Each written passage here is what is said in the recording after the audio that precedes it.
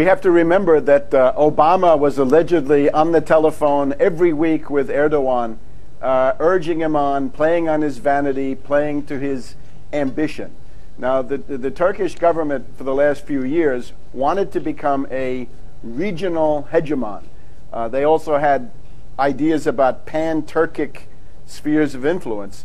And at the beginning, this was not all bad. When they tried, for example, to mediate the nuclear dispute with Iran, joining with Brazil to do that, that had some positive elements in it. But I would say after the fall of Egypt, after the fall of Mubarak, the Turkish government was conned into this idea of a new Ottoman Empire. And with the new Ottoman Empire, you go from zero problems to dozens and dozens of serious problems. And as you point out, the most serious is the Kurds. Now, the PKK. Who is the PKK? Well, Seymour Hersh has informed us in recent years that the CIA supports the PKK. The CIA tries to use the PKK against Iran. In recent years in France, in the boudoir, as it was called, Danielle Mitterrand, the wife of French President Mitterrand, was a great patroness of the PKK.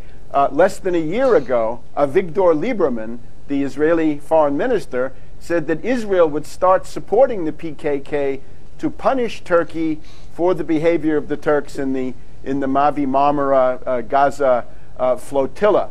There are also stories that NATO through Greece supports the PKK, and I think this is what Turkey would have to understand. I wish Turkey well. I've been there. I've met a lot of political leaders in Turkey. They have to understand that the alliance with the U.S. and the British is a lethal embrace. In other words, the Anglo-Americans are going to love them to death. They will play them against Syria in the full knowledge that the blowback from that conflict is likely to destroy modern Turkey. So they should cease and desist.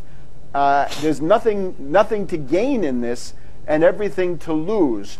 And it has a lot to do, I'm afraid, with the psychology of Erdogan and Davutoglu, who have been essentially conned by Obama. And naturally, this question of Russia does loom very large. You know, in the 19th century, there was a Russo-Turkish war every 20 years. Now, in recent decades, there hasn't been a Russo-Turkish war, but you're getting into a geometry where you really don't want to go. So it would be important, I think, to see that the Syrian armed forces are succeeding against the rebels inside Syria. They're essentially quelling the rebellion.